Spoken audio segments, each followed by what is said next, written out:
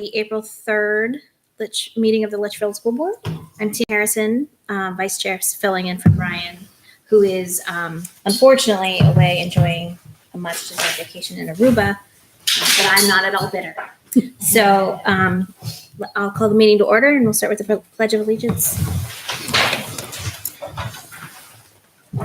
Pledge allegiance to the flag of the United States of America and to the republic for which it stands, one nation, under God, indivisible, with liberty and justice for all. Okay. Do we have any changes to the agenda? We do not. Perfect. I'll read the summary of non-public actions from March 20th, 2019. Mrs. Harrison made a motion to approve the non-public minutes of March 6th, 2019. Mrs. McDonald seconded. The motion carried 5-0-0. Mr. Burke made a motion to accept staff nominations for 2019-2020. Mr. Meyer seconded. The motion carried 5-0-0. Mrs. Harrison made a motion to accept the resignation of Doris Cody, GMS Grade 2 teacher. Mrs. McDonald seconded, and the motion carried 5-0-0. Doesn't appear we have any presentations. We do not. Recognitions. Correspondence, we didn't have any addressed to the board this week. So that brings us to superintendent's comments. Okay, so just a couple of housekeeping pieces. The general assurances, and you have a link to those in the agenda. The general assurances are actually a document that we've been signing as a school district for years. They go way back, right? So they're just the way the school district accepts responsibility for spending federal funds and all the regulations and rules that go along with that.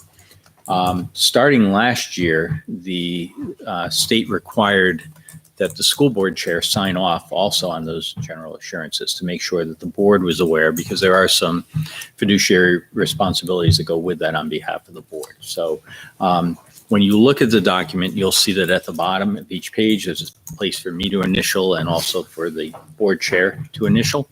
And then we both sign those at the very end. And we have to submit those into DOE in order to be in compliance with all the federal regulations so that we can take Title II money, Title I money, Title IV money, and special ed IDEA money. So really what I'm doing tonight is sharing those with the board for information. You saw them last year. I don't believe there have been any big changes to them, but we'll bring those back up at the next meeting and when Brian is here to sign those. But I just want to make sure the board had a chance to look at them. And if you had questions now or questions between now and the next meeting, that you can bring those forward and get them addressed. Okay. So next on here is the, we've been having conversations about a special meeting. And so asked Michelle to do some homework and come up with an estimated cost of that, because I think it's important that the board understand the full adventure. So basically, as the board knows, we have reopened negotiations with the teachers and are having conversations. There's no agreement to bring forward. But if there were to become an agreement, and if there were to become a need to have a special meeting in order to have the voters vote on a agreement, I just wanted to make sure that people knew what costs were associated with that. So the spreadsheet that you have, and let me just refresh mine because my link is off, but I think your link worked, right? Yeah. Okay. So basically, we would incur expenses for the moderator and vice moderator to oversee a special election if it were held. There would then be costs associated with ballot clerks to check people in, check people out, to make sure that the balloting process was done with integrity. And then you would need ballot counters at the end of the night to determine what the outcome of the election was. There's some administrative clerical expenses that would be incurred throughout. And plus we would have additional custodial costs that we would need to cover related to that. We have legal expenses also on there, broken into two categories. So there's sort of the legal advice to the negotiation itself, and then there's the legal request for a judge to sign off on having a special meeting. So really important that everybody understand the only way to have a special meeting is for a judge to grant that permission. So we would have to have our attorneys draw up a petition in court and go speak before the judge to explain why a special meeting would be needed. And so there are costs associated with that. There are some court filing fees. We would need to do proper advertising. So you have the same legal requirements to have a deliberative session at least 28 days prior to the special meeting. So we need to make sure that we advertise that properly. And finally, there is a cost associated with the ballots themselves. And I've asked Michelle to do some homework so that the ballots that actually run through the optical scanner are very expensive, right? So you pay some costs in order to have those read by the machine. If we have one question that people are voting on, it would be easier to have a ballot with a pen and pencil checkbox on it and to count those by hand. So it'll take a little bit more time to hand count, but you're hand counting one question and it's really a yes/no question, which is a simpler process than multiple warrant articles and multiple options on how people can play that out. I feel like there's a tornado coming behind me here, so that's interesting. So anyway, when you see the total cost that we're estimating is just under $8,000 in order to plan and host a properly called special meeting. So I just thought it was important that the board know that and have that number. Where will that come from? Is that coming from ongoing funds for the school board? Or? So some of the expenses will be incurred in the current year and some would be in the next year. So it would actually be split between the two budgets, but it would come out of the school budget.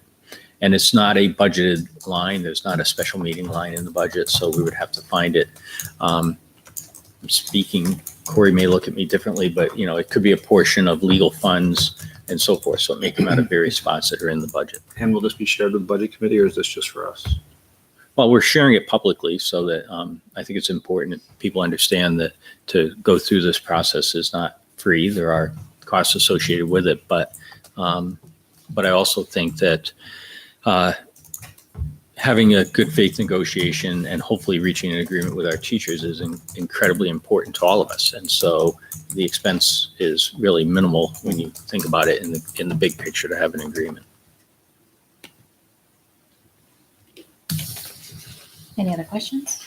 In terms of counting the ballots by hand, would the town clerk be the one to oversee that? Who actually Moderator oversees the moderator election. oversees it? Okay. He picks the ballot counters. Oh, okay. And just to understand that, we're estimating $200 to copy and prepare the ballots in-house. That's compared to $2,000 for Oh, the wow. optical ballots, Okay, right? so this cost is the in-house cost. Okay. So we've tried to minimize that, thinking at the end of the day, this is making two piles. Well, three, yes, no, and I'm not sure. And then, because there's always an I'm not sure ballot, right? And then just counting them. So it's a little bit simpler than Right. multiple warrant articles. Mhm. Yep. Good on that? And next is the school board meeting calendar. So we took a stab at creating a meeting calendar for the board to consider. And I think what we should probably do is vote on this at the next meeting. So if I can suggest a little bit of homework. In the past, we have done one meeting in July and one meeting in August so that we sort of minimize the meeting time in the summer. And, we're proposing that it be on July 17th. I picked the middle of the month because I was trying to get away from July 4th because I figured that would be a tougher time vacation-wise for folks. But really, the homework piece is July 17th workable for everybody? I'll be in It is. Texas, It's just whatever, but Is the 10th better? I mean, we could. I'll do be the on 10th. vacation that week. So. it just, Okay. just saying I'll be. So if you, maybe the thing to do is to let us know your availability because we want to make sure we have a quorum. There's no point in posting a meeting We're not Um, going anywhere. Yeah, if we don't we're have not a either. quorum. We're around. And then the same thing in August. We picked the 14th because it's sort of the middle of August. Didn't we talk about meeting twice in August last year? We talked about I it. think the only reason we did was Because of the first grade. because of the, well, I think it was because of when school started. That was the only reason. Because it was a weird start date last year, and we wouldn't have met until what, 2 weeks after school Oh, started okay. or something. Oh, yeah. I don't mind meeting another time in August. but- Neither do I. I think August is more important. It's important. Would you rather have, I mean, we can go to the 1st and 3rd and do the 7th and 21st, if the board would rather.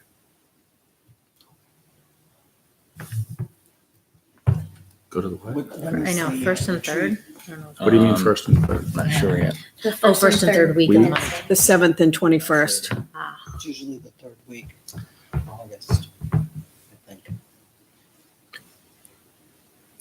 So that's when the meeting is, the 14th. Is that considered the third week of August? No. No, we're no, talking about- I'm sorry. I picked the 14th because it was a month out from the July meeting. Mhm. And basically, 3 weeks from the September meeting when we get back on routine.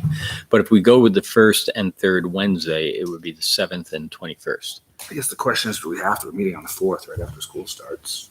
Right. That's the reason we met twice last year. was Right. just 'cause And I guess school if anything started. comes up that we need to have a meeting, like Yeah. enrollment spikes again, or, Mhm. we have an emergency kind of situation, we can always call special, Yeah. That sounds good to special me. meeting. mhm. Yeah. Okay. So leave it as the 14th. Yeah, I think so. Okay. All right.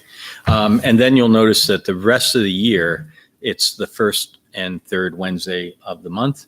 The only exception to that rule occurs in January because the 1st is the 1st and we can't meet on the 1st of the year. So, so in that case, it's actually bumped back to the 8th and 15th. And then it's back to the regular meeting schedule. We've also provided you with October 12th as the Saturday budget session. So that is mapped out here.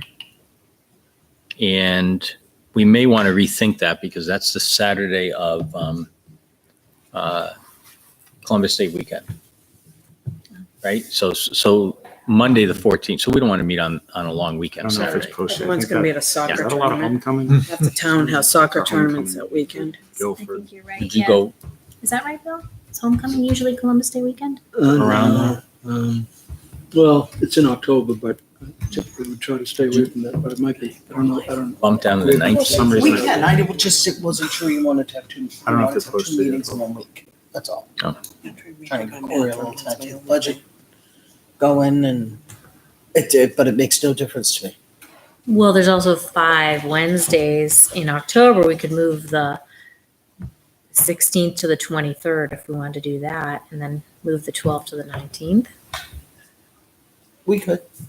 We're just trying to keep all the meetings here instead of bumping back and forth to the, And if we have it not on the 1st and 3rd, then we get and bumped. we're at, Oh, is that what happens? Okay, got it. So are people comfortable having the meeting on October 19th? So you would have the Wednesday meeting and then the budget meeting would be that Saturday. Is that I'm okay. with okay? Definitely. All right, so Okay, now. let's just do that because I'm assuming people want to get away if they can for the long weekend, so, all right. And then the other piece is that Michelle has given you budget committee meetings, and those are in yellow. So you can see in November, 7th, 14th, 21st, 5th, and 19th are laid out. School board budget day will be at the high school, I imagine, right? it can be wherever you want it. Really? It's up Where to you the want town it. hall. If the town- Yeah, Town Ruba. will let us come in, we can come in. I mean, I can ask the town if they'll let us have it here. I don't have a preference, really. Although Lauren provided lunch last year, and that was really nice. That's right. True. I kind of like the school just because it's one of those, if we forgot something, it's easier to run down the hall Oh, yeah, that's a than good point. down the road, right? So, Okay. Sounds good. all right, so this will come back at the next meeting for final approval. So if you, I guess the key thing is actually on the 17th, Rob, you're the only one not available. Yeah. And Tara, you're not available on the 10th. 10th. We don't know about Brian. Right. And if we held off to the 24th, does that help either of you? Does it That'd be cause a just- problem for anybody else? No. Okay, so I'm going to put a T and an R, and 24th is a question mark. Okay, thank you for that. And then one last piece, just to share with the board, we're in the process of planning a district retirement team. And so the concept for this, you'll get an invite for it, but the concept is that we have several faculty members who are retiring this year. And it's really for the board to host an event to honor them and recognize their time with us. And I don't have the date right in front of me. I'll pull it up and get it for you in a few minutes, but it's an afternoon event. It would be held in the Campbell Learning Commons, and it's really intended to be a chance to thank the people who've worked for us for so many years and to wish them well as they go on to the next phase. And it should turn into a nice annual event, hopefully, but we'll get you that date so you can set that aside, and hopefully board members can attend. Will that be an evening or? So it's I'm going to get you the exact date. It's a Wednesday that we are meeting that evening anyway. Okay. Wow. And it's from 3:30 to 5 in the afternoon. So it's sort of right after school is let out at our latest dismissal at GMS. Everybody can then gather. We can honor our retirees. And again, Lauren, I think, is going to cater it with some light snacks and coffee, tea, and then we'll head over here, I guess, to the meeting at 6. Sounds good. Let's see. Community forum. Doesn't appear we have any community input. Dave. Yay. And if I may, Yes. it's Wednesday, May 22nd. Oh. So I apologize for not having that, but Wednesday, May 22nd at 3:30 in the Campbell Learning Commons. Yes, okay, perfect. Any school board comments? I guess one thing, and I apologize, I'm trying to find it and I can't find it. Did anybody happen to see Natalie's group? What is that? CSEC. CSE. Did anybody see what she sent out today? I just thought it was kind of interesting.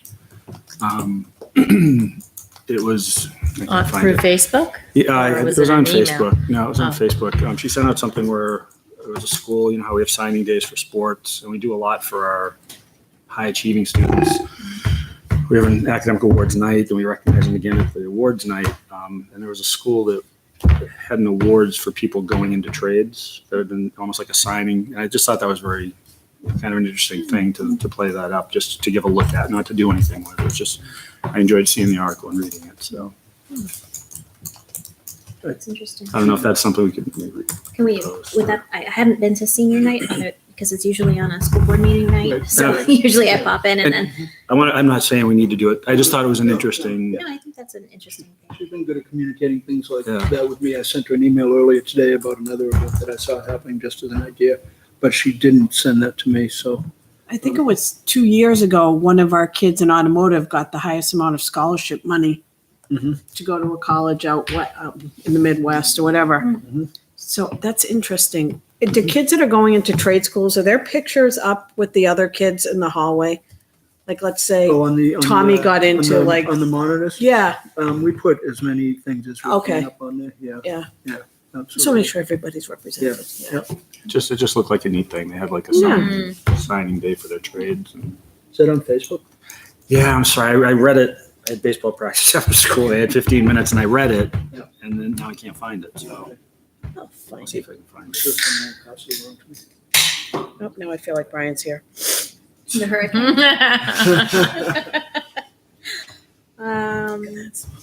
Any other school board comments? Okay. That brings us to the minutes from March 20th, 2019. Anyone like to make a motion to approve the minutes from March 20th? I'll make a motion to move, to approve the minutes from March 20th. I'll second. Michelle, I had a comment. I commented on the agenda page, but there was just a very slight correction. I don't know if you saw it. I did. You did, okay. So as, you know, we can approve those as amended or. Okay, so we have a motion and a second, so we'll vote to approve the minutes from March 20 As amended. as amended. All in favor? Aye. All opposed? Really Sorry, nervous I'm about waiting these for windows. three to come through this window. Eye on that window. Oh, yeah, right. You can see the tree up there. Word. Oh, my goodness. Are there any questions on the budget oh, no. Budget transfers? We need to approve those, right? We need a vote on those. I'll make a motion to approve the budget transfers for March. Second. Any discussion or questions? If you could just reiterate, the $2,000 for the parking lot sweeping just seemed like a lot. I just wanted to see, I'd have to follow Said up the with same Dave, the question, exact, yeah. there's, we usually budget around $1,000 per school per year to have that done. I don't know if something up the high school, maybe they needed a Different. second sweep through. We'll have to check. I'll follow up with Dave. Sorry. Do we have a street sweeper in this town? What's that? Do we have a street sweeper in town? I think I've seen one. No, I don't no, believe I was in just that. curious. A It's town not owned in one? town, but they use the same contractor. The town uses. Oh, okay. I was just curious. And, yeah. Someone come down and put it in there. Any other discussion about the budget transfers? Nope. All right, all in favor of approving the budget transfers for March? Aye. Aye. All opposed? So 4-0-0. Oh, abstain. I forgot abstain. All right, so 4-0-0. Reports. Curriculum reports. I just wanted to highlight a few things from the curriculum report. We are really moving forward with a lot of different things right now, which is good. And I feel like we're finally getting some traction with some of the things that we've been talking about all year. We have gone through the first writing session with all of our math groups, K through 12. And it was fantastic, a fantastic day or afternoon. Got a lot of the content pieces and the skill pieces really finalized in those documents. So that was really my goal, because the other pieces we can do kind of piecemeal. So I was very happy to be able to have a chunk of time with all three schools to be able to get that worked out. We are going to use some of the time on the late start to continue that work next Thursday, right? Thursday? So the goal is to have those documents to the board in May. I know they'll take a couple of reads, but I think barring any fiascos, we will be on point to be able to do that. So the other thing I wanted to highlight was I spoke a few months ago about going to the NGSX science inquiry training, admin training. I went myself. It was a fantastic experience, and we had the opportunity to we sent a teacher leader from the middle school, a teacher leader from the high school, and an administrator from the middle school to attend the same training as well. So now there are 4 of us that have gone through this process, and we're actually going to meet next week to really look at how we want to start bringing this and moving this forward. The group that went was last week, actually. They spent a lot of time during the training actually talking about what this could look like and how we could roll this out and really work with teachers at all 3 levels on bringing more inquiry-based science into the classroom. So very exciting there. We also have one of our high school teachers that's going to a week-long teacher training in the same program run by the state. I say program, it's not a program, but the same training over the summer. So very exciting. I'll keep you guys posted on that. And one more quick thing I just wanted to highlight on, I was able to, with the help of the building administration, I've supplied the dates on this report for the SAS and the SAT and AP testing, just a quick overview of our upcoming testing calendar, so to speak. Again, SAS schedules could vary slightly depending on space and support and things of that nature, but this is as of today. I'm not sure, I had to make a change off of the original. If we're in Google, it shouldn't, if you have the actual Google Doc, it was changed today. If not, just a slight swap. Grade 3 is actually going to, excuse me, grade 3 ELA is going to be May 14th and 15th, and grade 4, May 7th and 8th. And when I originally wrote the document, I had them flipped. So, and that is all. I just had a couple of questions, mostly about the grading and reporting committee. Know that you're going to be looking at grades, but that's a little ways off. One thing I was wondering about is a retake policy, and if that's also in the works, and if that can be more fast tracked than the grading policy. We actually have two. When we first met in September, the committee walked away with 2 goals for this year. One was to revise our work study practices to make them more in line with what is meaningful in what we're doing in our buildings. And the second was to firm up and finalize relearning. So our goal is to have that to the board by the end of the year. Oh, that's great. That's great. You're going to talk about competencies at all? Sorry, I do this to you every time. We're having a lot of discussion around it. But again, I think we'll see that roll out a little bit slower as we are working on revising the curriculum. Okay. So, I hesitate to put forward a competency report at each level when we are in a 3-year process of revising all of our competencies. Well, you can call me. I have a lot to say about it. Can I piggyback on that? With competencies and with grading, is the subject, if a student fails a competency, the ethic goes on forever in a competency-based system? Is that been broached? That if we have had a lot of conversation around that. That right now being school specific, we've had a lot of conversation at that. That was my About question. that. That's So- what I was going to say. Because if you fail a competency, you don't necessarily fail the class. I know a certain student who failed a competency and got a C in the class, but he has an F on his report card or her report card for the rest of their lives. I know one with a B-. So that has been a topic of conversation since the summer. So It's been way before you, honey. I'm sorry.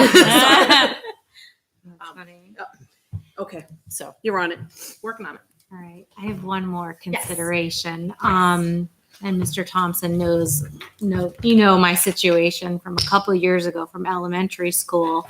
One test in one particular quarter ended up making up more than 50% of my child's grade. And unfortunately, it was not a good grade. And so that just seems highly excessive to have one test make up that huge a percent of a grade. So I wanted to make sure that was part of the conversation, or maybe wasn't happening anymore. And I don't think the intention was to have just one test represent that huge a percent of the grade, but what are we putting in place to avoid that kind of thing?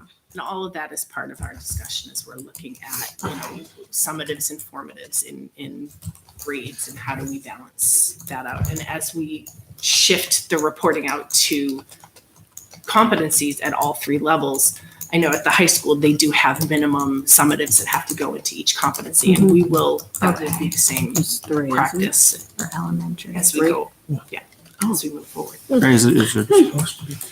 Since we're, No cases. is there, and I know it's completely different, but is there rudimentary talks about like verbiage for what a summative is, what a formative is, Yes, and at least a similar percentage? we So haven't broken down in percentages yet, in part because all 3 schools are different. using different grading practices, and we're not at a point yet where that's going to be consistent. But we have talked, we have our grading and reporting committee. The very first thing we did in our first meeting was make sure that we had common language around what is a summative, what is a formative, what is competency, And And does the discussion focus on all teachers doing points based or all teachers doing weighted. So there's a consistency not only between schools, between classes, so parents aren't confused. We've had some conversation about, like, right now, we're talking more grade level Yeah. based or building based. That, as we start to expand that will be more of a conversation across levels. Because I understand right now it's very inconsistent. We have too many grading scales across buildings, but that's going to take us some time to get there. Appreciate it. Thank you. GMS. All right, thank you. A few meetings ago, we talked at the board meeting about recycling. So recycling took on a life of its own at GMS, which is really a great thing. So what happened is we kind of, we flagged on recycling. It used to be really run by something called the Green Team, which was a student volunteer group who met with our school counselor. She has taken on, which I'm also going to talk about, more and more around social emotional learning and that kind of thing. So the Green Team had kind of fallen off. Plus, we didn't have really a way to get the things that we recycled beyond paper, I think was the only thing, out of the school. So what happened was, I said we'd like to have a committee take a look at it at the GMS. And it's one of those things that really resonated with people. And in particular, I'd like to acknowledge Kathy McHugh, who is a resident and a paraprofessional. She said, I want to do this. So she actually had met with Northeast Recovery, Resource Recovery, to talk about that. A committee was formed. I have the names in my report. Then she also, the district has provided a single stream dumpster. You all know this, but I'm not sure. I haven't discussed it, but it's very exciting for GMS. And I think it's important that the community know that. So we're currently recycling paper, cardboard, aluminum, and tin, plastics 1, 2, and 5. So Kathy has also inventoried and ordered additional bins, and those have been ordered. They're going to be picked up this week in Epsom. And this is the thing that makes this really work. Kathy is also the site manager for our after-school childcare program. So she has engaged volunteers with parent permission, 16 students who are going around and moving things weekly out to the dumpster. They did it yesterday for the first time, and they filled the dumpster half full. So recycling is really taking off, and I just think if it's of interest to the district that we're doing that, I just want you to know that it really took on a life of its own. In addition, Kathy mentioned, I met with her this week, that the kitchen is also recycling a lot of stuff that they have, which is another big plus. So I just want to report back to the board those changes as it came up in a meeting here a while ago. The second thing I wanted to talk about, it began with a lesson, and I talk about the March Cooperation Pizza and Tower Building lesson that Mrs. Robinson is doing.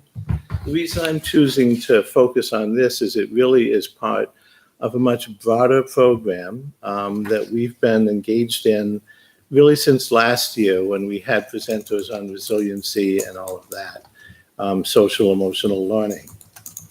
As was mentioned just before the meeting today, several board members, Devin Bandorsky, administrators from our building, and staff from the middle school, I think, went too. Our school psychologist went to the New Hampshire Association of Special Ed Administrators Conference on Creating Trauma-Sensitive Schools on March 14th and 15th. The Cooperation Pizza and Tower Building lessons are really just one of the units that Mrs. Robinson does. She did units done this year were the career interests for school to career, exhibiting kindness, which was tied to raise praise, flexible thinking, growth mindset, and the power of yet, which is the work of Carol Dweck, I'm sure people are familiar with. She did a unit in conjunction with PE on mindfulness and yoga and kind of intrapersonal knowledge and self-management.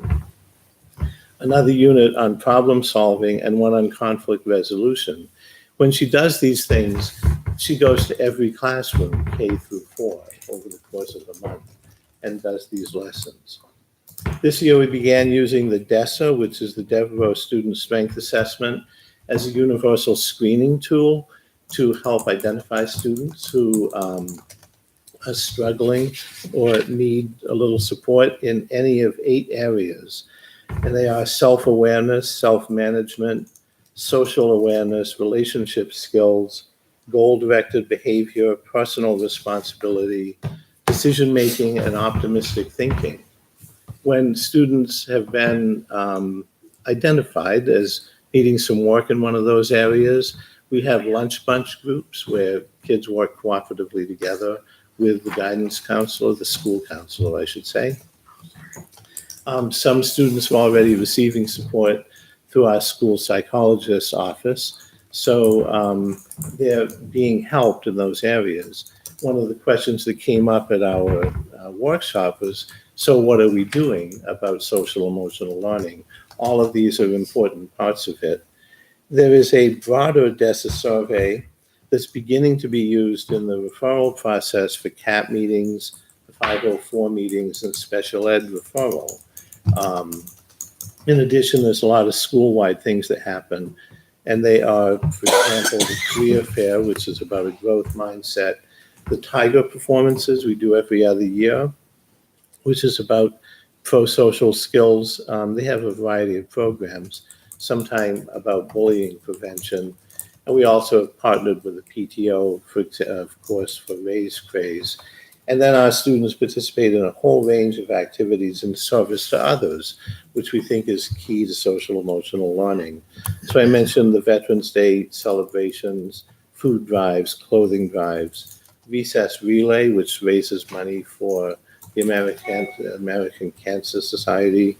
And then our student council does T-shirt sales. I mention all of this just to try to give you a sense that there's a lot going on around social emotional learning.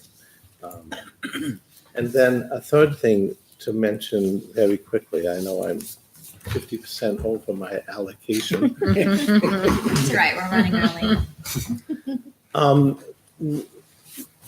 It frequently comes up. There's this kind of, how would I describe it? A tension between the need for recess and the need for extra support in classrooms.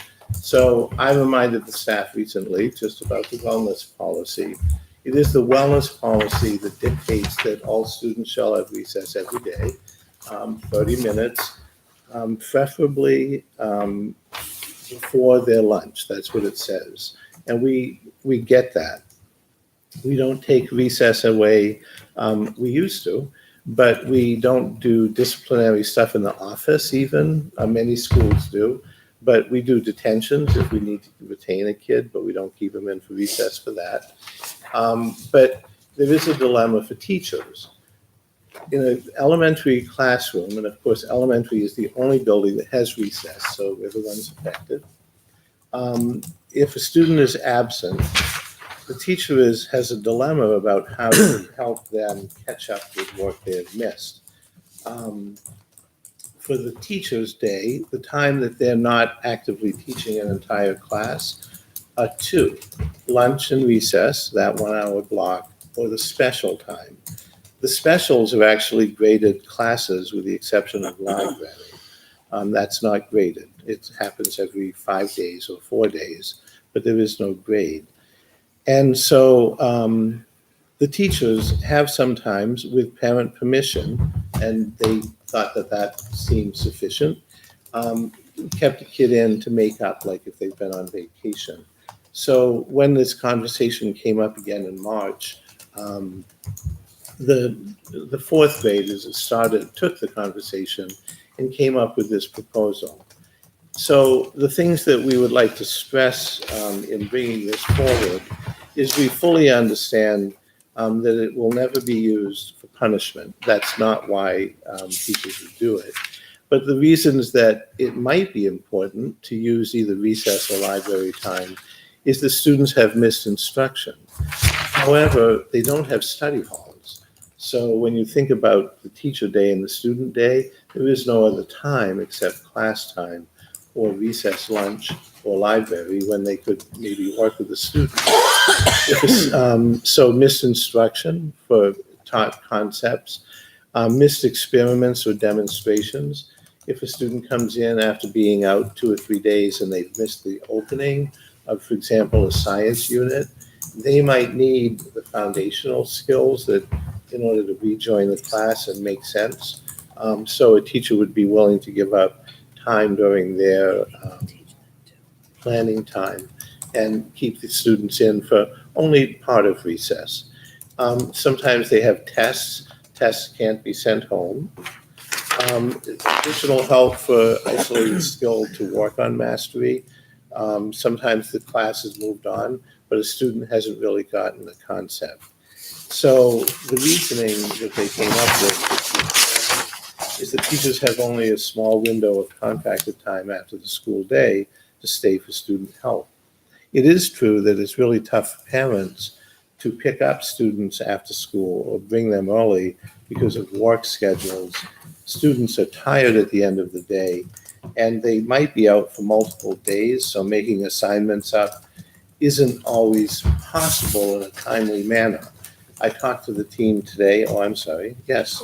So they're just going to pull them out of library and bring them in their classroom to do instruction? Is that the Well, plan? so that's a new idea. I think it's great. Let's vote Okay. for it. I think it's awesome. Well, so that was a new idea. But the other idea is still keeping him in for a few minutes of recess, have a really focused, discussion about whatever concept they need to work on or help with a test or quiz, that kind of thing. I'd You know- personally, I'd prefer to see a checkbox for the parent to pick recess or library time. I think some kids True. need that time to run around. I So agree. recess would be a punishment, wouldn't it? Yeah. Some kids need that. Some But then kids- again, if you take your kid out of school for a week, you have to do it somehow. I would like to share my observation that kids don't really see it as a punishment if they're getting extra help with a teacher. For the most part, they really don't. Because they know they're stuck, and so it's kind of like one-on-one time with the teacher. And it's only with parent permission. That's the other piece of this, is that we'd like to be able to do that. As a parent, I just noticed the permission slip on the back. And as a parent, I would want to be notified every time my child would be kept up for recess. Like, I would want to know It can get they excessive missed this sometimes. test, or Right, this almost the way it's written, it seems like it's you sign it at the beginning of the year and then they could do it anytime. Yeah. But I Yeah. agree. I think- Like as a parent, like if it's if you want to keep them in, have them then sign. Like, and I'm sure send the it home and teachers are have them sign communicating it. with parents anyway. But Right. like, if my kid is struggling with a concept and needs to stay in to get that reinforcement, I would want to know about that. Yep. So you think the date should be on the top or dates? Like I would sign this and put dates now through June 21st as a parent. I would think with Yeah. kids bringing this home, why isn't there an email? Right. Why is it a Can I piece of keep your paper kid in in this at date? I think that would be more manageable. Yeah. So when I talked to the team today, that, one said, I have a student who's been out 3 days. If I'm waiting to send a paper Right. home, get it back before I can teach the foundational skills Yeah. one-on-one, it's really going to keep the student not knowing what's going on. But if a parent is willing to sign this, but then have notification from the teacher that they're doing it, Right. I think And that's that how it's would worked for be- me. Like if Graham's been sick, or one of my kids has been out sick or on vacation or something, and or just falling behind and can't keep up, the teachers always just sent me an email. Can I keep them in to finish this project that we were working on, or to I just think it's so, Where my concern comes in, again, it's all experiences, is if a teacher sends a lot of work with the student on vacation, and they do the work, and they come home and they kept in 3, 4, 2, however many days, then why just send the work? Obviously there's things you have to miss. I just don't want this to turn into, you went on vacation, you did all this work, which was busy work, now you have to learn what was. I just worry it gets overburdened, that we make sure it's not a carte blanche to keep the kids in from recess. And I'm not saying recess is more important than class, but I would hope they some of wouldn't these send kids- busy work home for vacation. no, but I'm just saying, if it happens, I just would hope a kid didn't do all the work over vacation and then is kept in for extended period of time without notification. I just want to say, Scott, that's really proactive on their parts. I'm really impressed that they thought of this. They thought outside of the box. They're trying to help their students. They should be commended. Really impressed. Sorry. It's true. So can I make one other point? And this came from the grade 14. However, it's generalizable because I know it comes up in other grades. I would want to say it's possible it could come up in any grade if a student's been out for an extended time. But the other thing I want to stress is our teachers fully understand that their students need to get out of that room and run around. So they're not going to do this for more minutes than they really need to. Because there'll be punishment for them. Well, that's right. Like indoor Yeah. recess days is punishment for me. You know, so we get it. Yeah, I think with some guidelines and, I think it's a great idea. Yeah. I love it. communication with the parents, and I think that's a good idea. But I also like the idea of giving parents the option to choose recess, or library time, or arrangements otherwise. After school, if it works, if they're there for after school Right. activity program. Right. Or up to the discretion of the teacher, whatever they think. And teachers do use after-school time, but it really is, it can be very difficult for the parent and, the teacher and the kid. So, Maybe also just define occasionally, like what does that mean? Is it, no more than twice a week, no more than I asked the 3 times teachers, a I said, week? how often does this really happen? And Right. this was only grade 4 I spoke to, which I think would be a higher user. They said the need only comes up like maybe one day a week with 1 or 2 kids who have been out. So it's not Okay. really all that often. The way the structure of the day is, they have 30 minutes of lunch during recess, and they have 30 minutes of common planning time that they're committed to meeting several days a week already. So it is their planning time as well. Okay.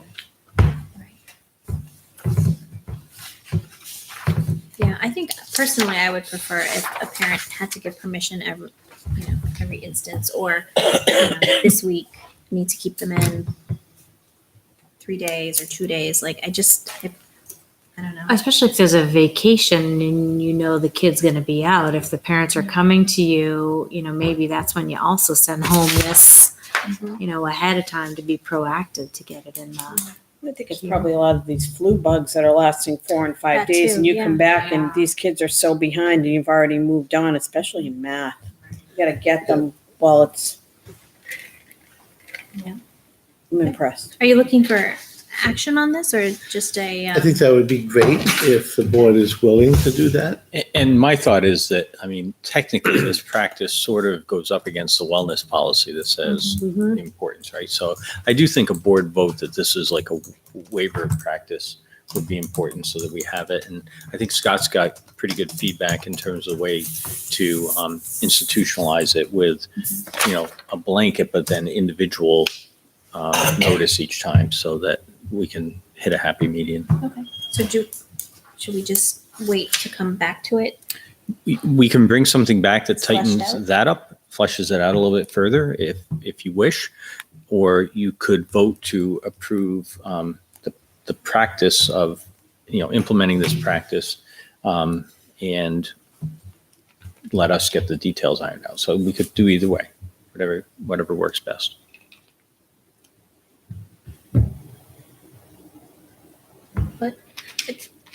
I think I'd rather come back to it once it's kind of Fine-tuned. fleshed out and finalized, and Brian can have a chance to weigh in Yep. too. So let's do that on the next meeting on the 17th. We'll do that follow-up. Okay. And that'll give us a chance to flesh it out and bring it back. And then we can approve it then.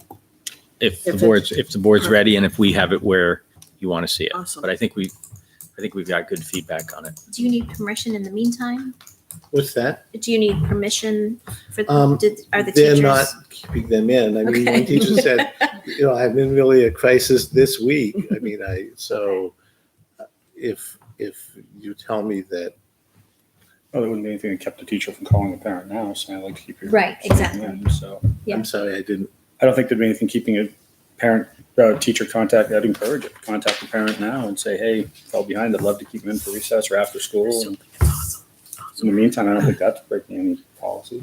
Is that all right? Does that sound reasonable? Yeah, I'll Okay. just talk to I'll begin with the fourth grade team and say that this will be looked at by the board on the 17th.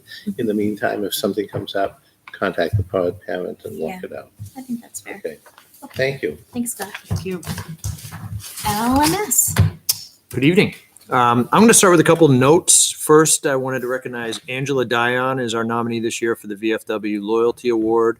If you know Angela, she's been an LMS parent for quite a few years, and her eighth grader is moving on this year. But the amount that she does for our community, not just the middle school, but our community. But she's been our treasurer of our PTO for a number of years. She pops popcorn on Fridays, and then she's at dances, volunteering, chaperoning. Terry Fox, she's just fantastic and just a great member of our community. So congratulations to Angela. I'll have a little more information formalized next month. I'll probably read the letter that we recommended her with, just to give you a flavor of all that she's doing for our community. So congratulations to her. I want to piggyback off Scott's note on recycling. I think I've talked over the years a little bit about our program. We had the shed donated not too long ago, and just very active. Jill DeLaurier does a great job with our recycling program at the middle school. The latest thing that's happening is that the PTO and Green Raiders is also involved, hoping to install 2 water bottle fillers at the middle school, one in the cafeteria and one over by the gym. This has been a true Litchfield community effort, from PTO to groups in town like the Litchfield Rec Program, just a number of people coming together to make this happen. And we're very excited. I think the kids will be excited to have, I know the rec department's going to be very excited to have the bottle filler right outside the gym there. So, and it's green. I told the PTO we should get Yeti or one of those bottle companies to sponsor the fountain. We're going to be saving a lot of plastic in Litchfield. So it's come together really well. And the special thanks to PTO at GMS, they actually donated $1,000 to that effort. So it's really neat. I'm going to talk for a few minutes about Sweethearts and Heroes. So I hope if you have kids, they came home talking about it. And I know we had at least one board member in attendance that night at the parent night. I can't remember the last enrichment program that I got emails, at least half a dozen the next morning, thanking us for what happened at the middle school that day. And so I wasn't really sure what the impact of the day was going to be. I know that you hear me talk about doing your best and the acronym and PBIS and all the things that we do at LMS to create a positive and safe community for our kids. But this really lined up with everything we do, culminating it in an event, which, events can be good and bad. We never want to do a one and done type thing. We want things that line up with our core values. And so this was another team effort between PBIS, our team leaders, PTO supported our transportation. I'll just kind of walk you through the day and kind of what this looked like. So if you're a parent of LMS students, you know that a permission slip went home with information ahead of time, but there was a lot of planning that went in advance. But we had 2 assemblies on the 28th, Thursday that morning, one for 7th and 8th grade. That was a 90-minute presentation, and then a 60-minute presentation for 5th and 6th grade.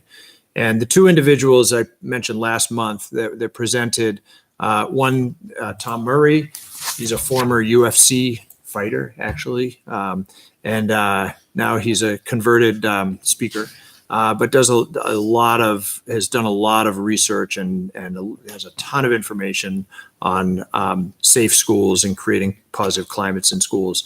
And then the other presenter was Rick Yarish, who is an Army veteran who had a terrible accident when he was in Afghanistan, had face burned and some serious burns, and his leg was had to be amputated as a result of an explosion that his tank ran over.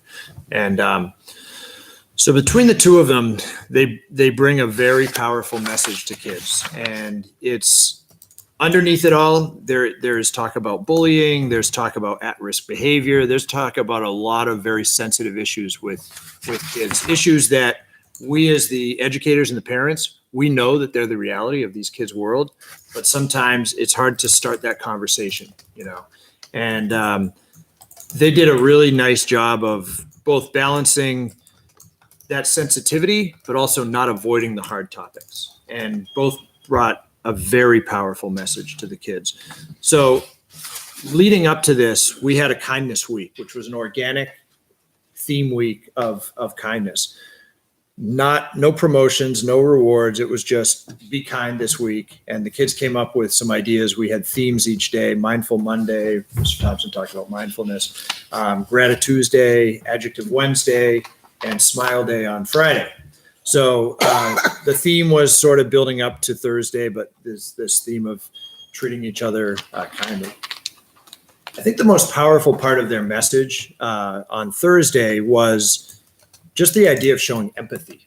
And as I was thinking through our core values, believing in yourself, extending, helping, and showing respect, taking responsibility, no matter what we're talking about, if it's something symptomatic like bullying, underneath all of that, really, when you really boil it down, is being empathetic, paying attention to people around you, just being aware. And we're all a little selfish, but middle school kids in particular, if you own one, I do.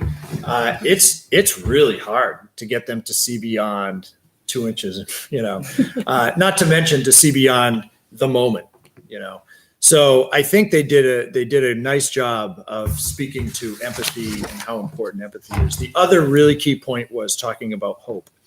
And Scott talked about the social emotional learning piece, and we're doing a lot with that as well at the middle school.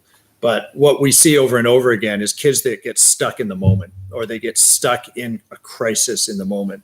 Or maybe it's not even the student who is necessarily struggling. Maybe it's a kid who just puts a lot of pressure on themselves, and so it's all gamuts. But the whole hope idea was sort of like looking beyond the moment and looking to the future. And between the two of them, again, they did a great job bringing that message. So those were the presentations, and there was a lot to them. I can't capture that unless I have another couple hours. And then we went back to the middle school, and we broke the kids out into very intentional breakout groups. And the staff had a script that we had come up with, but also the staff of Sweethearts and Heroes had given us. And just so you know, too, the Sweethearts and Heroes thing, I think everyone's like, what's a sweetheart thing? So one of the points of their message was that back in the 1600s, a sweetheart was actually, the word bully was actually meant originally to be a sweetheart, somebody who's very complimentary and positive. And over time, bully became what it is as we know it today. But a sweetheart was somebody who pays attention to you and comes alongside you and shares something positive and things like that. So it's not the same as a meaning in maybe high school, a sweetheart, but so that was a neat theme.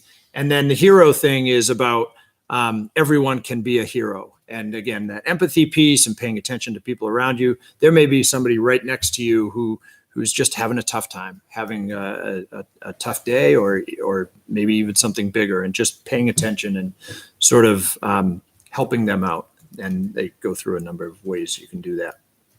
So when we came back for the breakouts, the theme piggybacked off of what they spoke of in the morning. And the feedback I got from the staff on that breakout was just really, really positive. And it's a springboard for where we will go from here. But there was a little bit of role playing and a little bit of scenario based type things. And just in talking to the staff after the event, we're coming up with some different similar kind of things as what we did that day that we're going to be doing through our PBIS program and our enrichment times, we break those out sometimes for PBIS. So it was a great event, great day. That afternoon, they shared with our staff. They presented to the staff and similar message, kind of processing the day. And then that night we had a parent night, and they talked about a number of things. They sort of summarized the message and talked about a lot of things that they had talked about with the kids. And the parents that came were very positive about the day, about the message, about the whole thing. Talked a little bit about how it lines up with what we're doing and where we're going.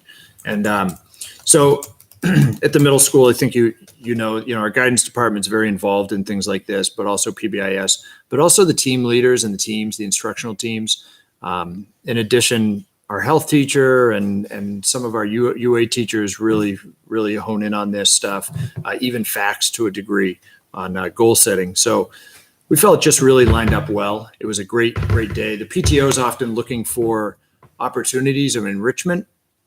And we've had a lot of conversations over the years. Occasionally a PTO member will bring something in. Hey, I found this email. Or I found this, what do you think? This one really, on a lot of levels, really made sense and worked well. I want to also thank Ms. Widman because we're able to get some grant support on this as well. So it was a very positive event. And I will report back on where we're going from here as we move forward over the next few months. I wanted to mention one other thing. Ryan McKinnon competed in the state geography bee last weekend and did a great job. He didn't win. It was very competitive and it's a grueling day. There's a couple layers to the day, but he represented us well and did a great job. So again, congratulations to Ryan. Did I say that was the last thing? One last thing. Tomorrow is. Am I in the clock, Scott? Sometimes Scott will keep track. Entrepreneur Day is tomorrow at LMS, and this is a true performance-based. We talk about performance-based learning and performance assessment. The sixth grade team is doing this, and students have been creating products, and it's a unit on economy and economics, and it really it all surfaces tomorrow in how things go for their products. So it's a little bit of Shark Tank at LMS tomorrow. We're excited for it. And if you have a few minutes, come on by, bring some money, and Small bells. we'd love to have you. So 8 to 10 a.m. yes, 8 to 10 a.m. Yeah, It's a great time for start your Christmas shopping. yeah. And we do have our book fair going on too. And the book PTO fair, yes. Yeah, All right. So there's a lot happening. Great. Michael, it's $5. Anything for Tom? Okay, you're up. Good evening. So a couple of things before I talk about my two topics here. We are starting SAT testing Tuesday. We're doing it electronically. One of about 35 schools in the state, high schools in the state doing it. It's a challenging process getting prepared for it, particularly with your exceptional students and IEPs and accommodations. But we're really looking forward to see what happens with that. So that's Tuesday and Wednesday. Tuesday is most of the students, and then extended time on Wednesday. So Garrett Walker, I just want to mention his name. He was part of a gold medal winning team at Skills USA with the Pinkerton welding team. He's going to the Nationals. I saw that. in That was June. awesome. So really psyched for him for that. Student of the month was Jack Munley, and star of the month is Darren So, and they just are two nice kids who have really done some generous things in the school. And Joanne Ray was our March Golden Bell teacher of the month or staff member of the month, and she's just a really fine contributor to the community, participates in so many things. So I'm really pleased that Joanne got that for our Golden Bell Award winner. So as far as the things I did want to talk about, the first one was one of the things that I've seen, particularly this year, is just the collaboration that's occurring between the three schools. And it's, I think we're just in a really good spot right now, whether you're talking about professional learning or PERC, or you're talking about the grading task force. There's just a lot of communication that's occurring around all three levels of the schools. And I just think that it's a different circumstance from what we've had experienced previously. And connected to that was Tom was talking about his Sweethearts and Heroes event. And it's kind of interesting when you have a mob of middle school students come into your high school and you don't notice that they're there.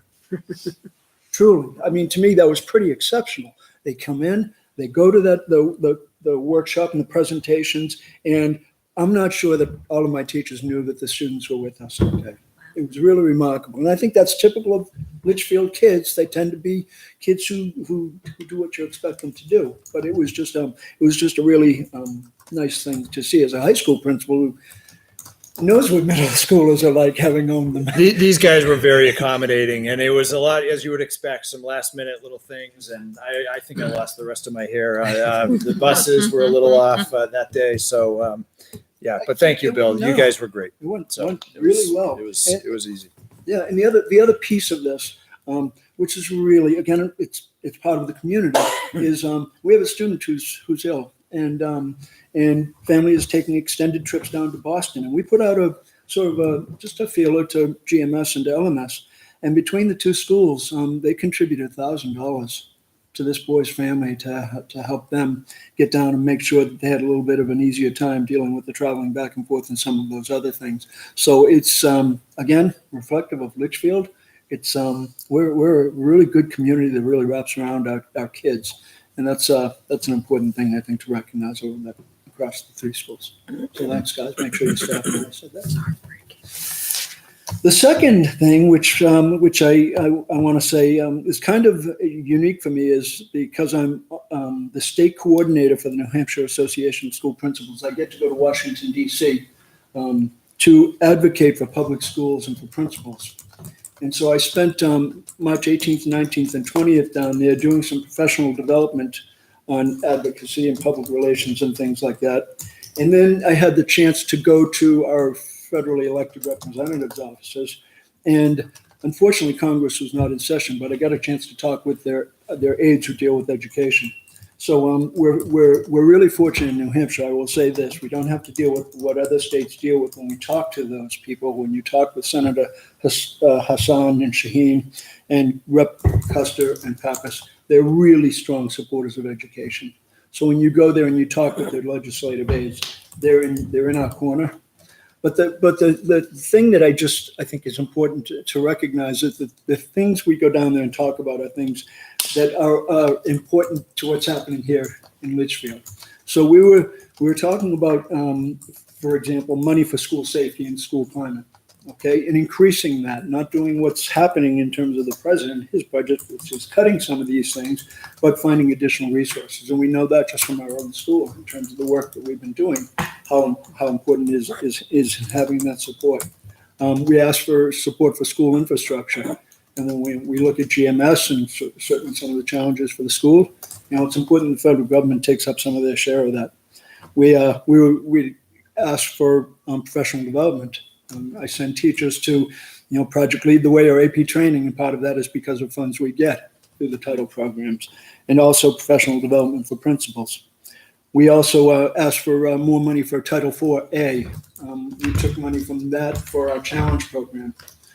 And the two other things I wanted to mention is CTE programs, so that even though we don't really have them, but we send our students to Elburn and to Pinkerton. So we actually, in that, we're asking them for them to increase the funding for that. And the final piece was just looking at the IDEA and special ed funding. And that was begun, this federal portion of that was supposed to be 40%. Right now, we're about 16 to 17% that the federal government is spending. So all of that money is coming out of local property taxes that they're not sending in, or the state adequacy money. So it was it's 3 days out of the building. It's really challenging. You're doing your work electronically by email. But the other side of that is I think it's really important that they understand, how important it is for them to continue to support the schools. And the other piece I also did was I invited all of them to come to Litchfield and to visit our schools if they want to, and check out what's going on, with the money that is coming from the government to us. But again, as I said, we're really fortunate in New Hampshire that they are really strong advocates of what we're doing in the schools. So, and so I also wanted to say, as part of that, just thanks to Jim O'Neill, who's not here, but when I first came in, he thought that was it was important that I continue, and thanks to Mike as well, and to you as well, knowing that 3 days out of the building is a little challenging. Thank you for. So it was, but it's really great to do that. I also went with two other interesting principals, Jeff Green, who's a principal at Boscawen Elementary, and Arthur Adamakis, who's from Manchester Memorial So if you know either of them, they're really good guys and really strong supporters of school. So Who's taking the SATs? juniors, every junior should be, and a few seniors who did not take it last year. And all students, there are a couple of exceptional students who, this year we don't have them, but it's possible down the road who may not be taking them, or who will take a very, very modified version of what it is. Yep. Yep. So we're going to do them in one section of the building, shut it off, allocate classes elsewhere, and a couple of separate rooms for small group testing. Great. Yeah. Yep. Awesome. Yep. How many times a year do you do SAT testing? Sorry, I'm just curious. In the schools, it's a state Yeah. test. So in the schools, one time a year. One time a year. Other schools, however, will sponsor an SAT test at various times throughout the Okay. course of the year. So I think there's another one in June somewhere. Yeah, I I'm think I not sure remember where. taking it twice, maybe They myself. do it Yeah. Okay. roughly once a month. I think, Yeah, across It's offered a number of schools, different yeah. times. We don't offer it ourselves internally at Campbell. And the school-wide SAT day is one day Okay. each year. Interesting. And some schools have already done that. There's a testing window in which you can do it. So It was a little different this year because the school-wide paper and pencil test was a week or two ago, Yeah. and but because we are doing it electronically, it's actually a 3-day window, so that it's Monday, Tuesday, Wednesday next week. Tuesday and Wednesday. So they'll have online calculators? They will be able to use their Chromebooks to do this. So I'm assuming the Chromebook calculator will be accessible to them. Or is there- I believe because it will open just that Just window when they're allowed to use the calculator. Yeah, it just pops up because as when part I of took the- some state testing, I had a hard time using the calculator because I was used to doing this and maneuvering the click, click. That took a lot of time for me, but that's just me. I'm sure they're very proficient at I it. was gonna say Yeah. they're used to it because Yeah. they've been testing like that Just for some curious. time. And some students have accommodations where they're actually not doing it electronically, they're doing it on paper. Do you think that's what they're going to do next year? Is all SATs electronically? That's the Plan. intent. That's the intent. Thanks.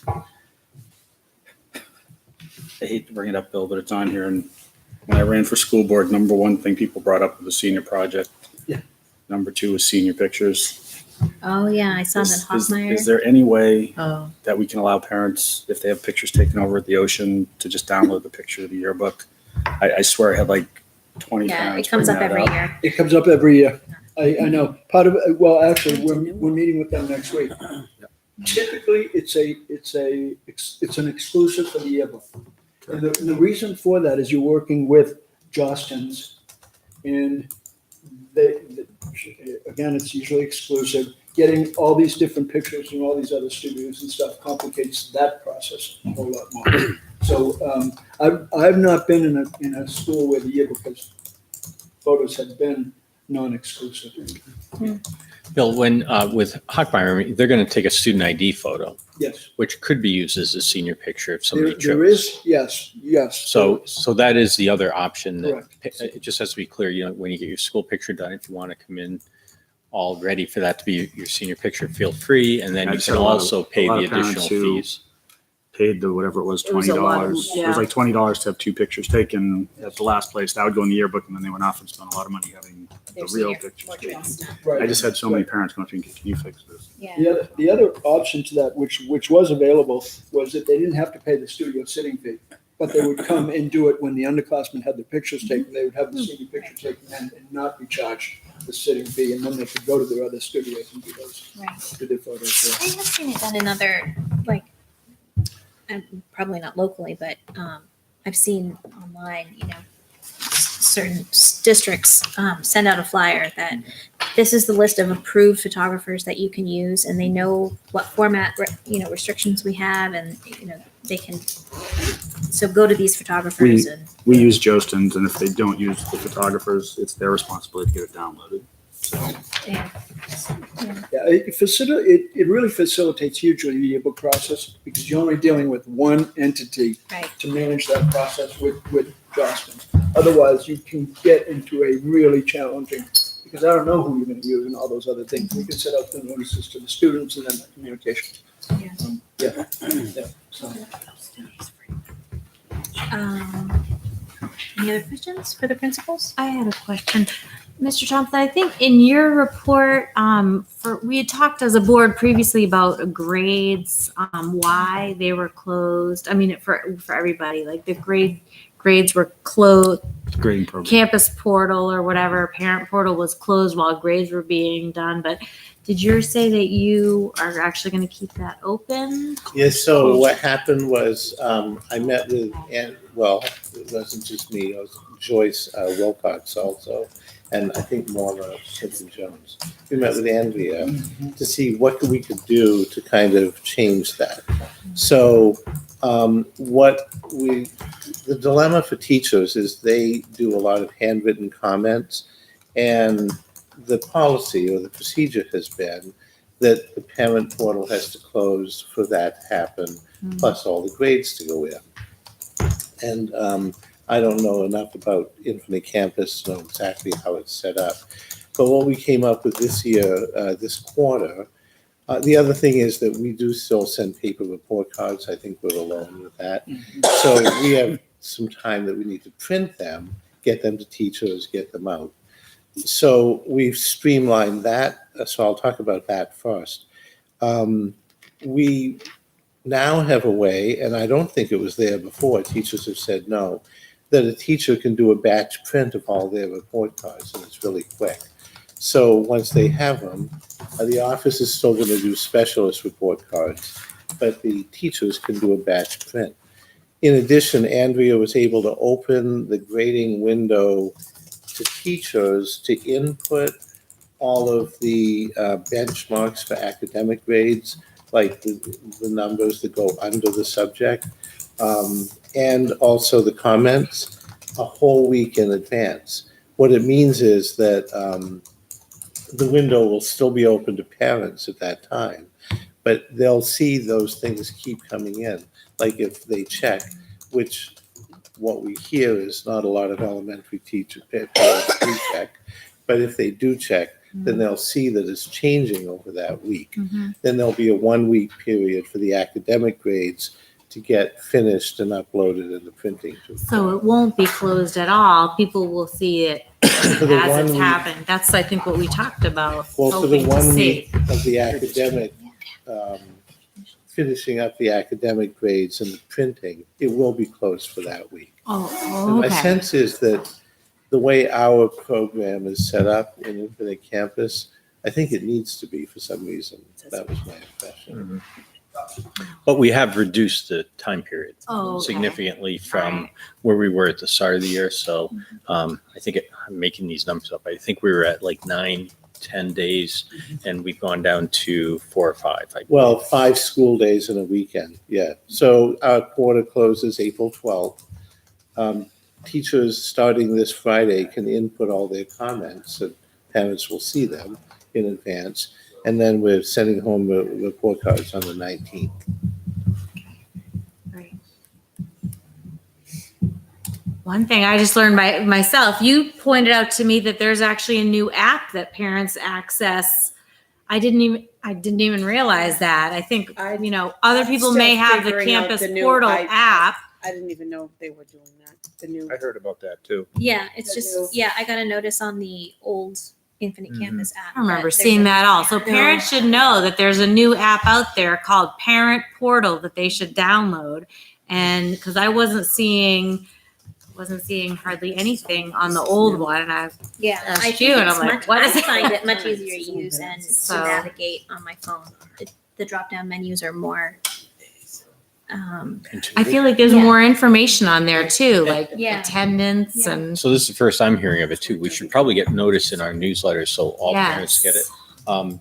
How did you get notice of it? It came it popped directly up. from Infinite I Campus? think so. I think it was like a pop-up that this app is expiring or something like that. So download the new version. Do you recall when you got that? I've been using it for some months. Yeah, I vaguely recall something. Mine says campus Yeah, portal. that's how I What's it heard supposed about to it. say? I don't have any. direct download. experience. It's called No, I don't- Parent I don't either. Campus Right. Parent Oh, is how you look it up in the apps, and it looks like a starry night Yeah, with a it's like a P. P constellation. Yeah. Oh, mine says couldn't authenticate. Look at what mine looks like.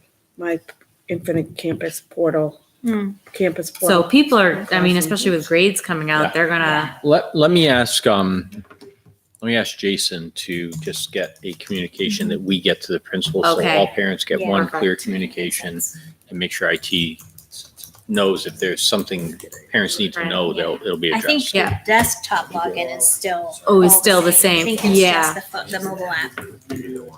parents will have to log in Different app, again, but like you once got they rid of the do. old app. Yeah, I actually still have the old app. The same login Mike? info works.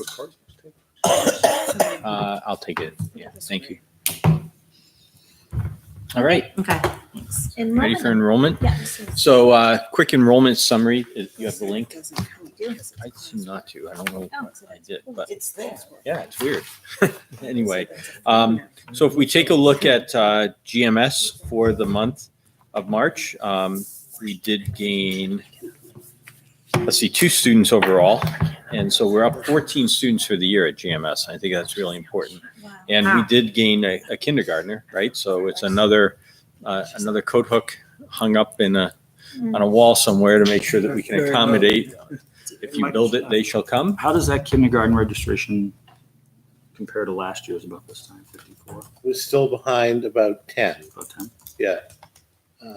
I don't know precisely. The last time I But it's cool, measured, yeah. we were behind 10.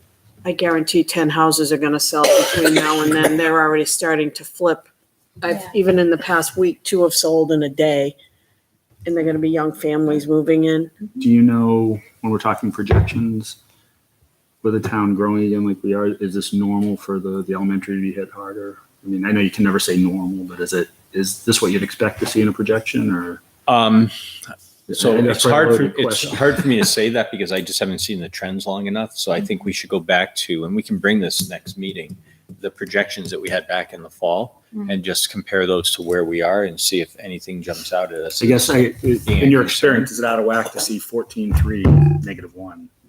Instead of a more balanced? It varies from community to community, right? So if your community is one that younger families are moving into, this is exactly what you see. It depends on the nature, in many cases, the nature of the housing. And so it really varies. The other piece is that I think the overall, if I remember correctly, the overall enrollment trend that we were predicting was this, that it would be at the elementary and then it would sustain up through. LMS gained 3 students, which is, I think, notable, and you had 3 in 8th grade. They're twins. Yeah, they did great, bro. Yeah. And And we've that's- had, and a new one that's not on this report, Which just I the thought other was day. really Yeah, also an eighth interesting. grader. That they're losing a class of about 120 and you're bringing up a class of 120. So that's good for Campbell. Yeah, it's Not good for you. I think it's 122 now. Eighth grade. Yeah. And Campbell really, from the beginning, has stayed pretty steady all year. Yeah. I mean, so that's your enrollment story. And then looking at your lunch dining services report, so Lauren continues to report strong numbers. And, again, just want to speak to the work that's being done to make the changes that the board was hoping to see. So we are up 12,895 reimbursable that. meals for the year, which is It's pretty amazing. big. Did the coffee take off, Bill? Oh, yeah. How was the coffee How's the bar? coffee doing? 12 to 15 cups a day, depending on the day, which is great. Yeah, absolutely. I get mine. My kids is. She have cold brew. What's that? She have Yeah, cold she has brew. cold brew. Yep, she's working on maybe some flavored stuff as well. So, Maybe I'll stop in tomorrow. uh-huh. On my way to Entrepreneur Day. There you, Alright. Oh, there you go. There you go. get 'em both Don't spend all your money at that school. Oh, tomorrow. Yeah. 8th graders need to have a coffee bar. All right. Well, thank you, principals. Thank you. Thank you. So, do we have any miscellaneous business? We have a budget committee report just to, Oh, I'm sorry. You're just to right. share. Yep. Am I supposed to give it? How was So, the budget committee meeting? so who's the new chair? Who's the co-chair? Andrew Terry and Andrew Cutter. Cutter. So, Love him. We all watched it. It's fine. Yeah, we watched it. um, Bye. Have a good night. Thank you. I think they're gonna be a little longer. What's that? So I think they're gonna be a little longer. Uh-huh. I think the only thing I told Mike, Andrew's seems very serious into spreadsheets and everything. The only thing I want to do is, we're here, the way I look at it, we make determinations on the budget, but not how the budget's spent. So my plan is, I know he's going to ask me questions next week about the They're school. very thoughtful questions. Very thoughtful questions, Yes. but I also don't think it's my, and you guys can tell me if you think, I don't think it's my spot to answer those directly at that time. The Could professionals. you bring them back to us? For I Brian? am, Yeah. because I believe that's our policy, is the question's supposed to be presented and brought back. Mhm. And it's just, I don't feel comfortable, we approve a budget, so even if I have a thought on the answer, I don't think it's my honestly, I don't, tell In me the if I'm wrong. past too, it's always been chair to chair. So the questions, I think. Well, they'll come to me, and Brian I spoke with Brian. Yeah. I CC him, but my concern was the first couple times that happened, I almost didn't get, Right. because I was sending Brian was sending to Corey, Corey's giving the answer to, so I just said, this Yeah. isn't working for me. If I'm on the budget committee, I'll CC Brian, CC Mike, and I'll send them to Corey. But I hesitate, even if because I don't want to have my feelings shade how I answer a question if I don't think the same way as the schools. So just so you guys know, I plan on, if I'm asked questions about the school budget, unless it's very basic. So will you go back the following Yeah, the meeting and next then meeting. present So the that's my plan, answers? unless one of you have a problem I with would that. think that makes sense. Yeah, I just think that's the way I'm going to handle it, because we haven't been shared with the spreadsheets he's using, so I don't know the data he's looking. So I just think it's the way I plan on handling it, unless you guys tell me to do it differently. Corey's also going to reach out Yeah. and see if he can answer some of the questions. So, we're doing everything we can to. And I think they're good questions. I think it's to take We have experts. yeah, we have experts that we Yeah. pay to do this, and Absolutely. I don't want either my bias or whatever to shade an answer. So I just want to make sure I take Or the give district. misinformation. Give by misinformation. accident. Right. Absolutely. I Gosh knows I can That's do a- that. Good approach. Awesome. They like the idea of the Alice training. I brought that up, and Corey's gone. They just keep checking in on the fencing. I told them it's going Oh, up as soon around as the ground. Yeah, I told them it's going up as soon as the ground thaws. So we're still at that, holding that, and that's it. Okay. And there was quite a discussion about their feelings on the teacher contract and a potential special election. Do we wait on that till after? Or do we? I think it's It's open. it's in a public meeting. My feeling right now, I think it's gonna be hard to sway a couple votes, almost regardless of what we do. I think we can sway some votes, but I do want to point out something Andrew said, which personally I agree with. He said the town said no, no's no, unless there's a change in the so I think we have to be cognizant that if we renegotiate, we have to take what the town said this time into account when we make our agreement. Did they give reasons why they said no? No, Brian asked, Brian asked two members who didn't get back to him. One was, I guess, very ill, and the other one was forming an email, and they've gotten back to him since, I believe, both. The two that said no. One has, and then two others had got back to him already, so he does have the answers. But it was put pretty bluntly that no means no unless there's a change. One member in particular said that pretty bluntly. What kind of a change? I mean, Well, I change. think they said the way and again, this is how I took it. And I hope Interpretation. my interpretation was no means no, meaning don't come back with the same contract is how I took it. Why are you having a special election to come back with the same contract if they already said no? In a way, I agree with them. I mean, if the town said no, if we're going to come back with the same contract, to me, it should be next March, not this summer. So I think it's really important that that everybody understand that point, I think, has been really firmly made. The parties are bargaining in very good faith based on all the feedback that they've received. And it's not an attempt to bring the same thing forward and see if we get a different result. And I It's to think bring back that's what they something that wanna we make think sure. will pass. And so I hope the budget committee or anybody in town understands that the parties are working very hard to try to come at it from that. And I'm pretty sure we made that point. If we bring back a budget for them to consider for a special election, it'll be a budget we feel can pass based on the input we got Right. from town members. Yeah, and we've been kind of using those as that feedback as our I- marching orders. I'll say personally, I think if we come back with a budget answering some of the questions that were brought up, I could see it passing 7-2. To the budget committee? I- meeting? I think if we come back with one that answers some of the questions they had, I think there might be a couple votes that are going to be really hard to sway, but I think there are votes that can be swayed if we address some of the concerns. Okay. Thank you. Any questions? Yes. Thanks. All right, now miscellaneous business. We have none. Okay. Manifest, any questions on the manifest? Do we I have all signed the it, yeah. signatures? Are they signed by everybody?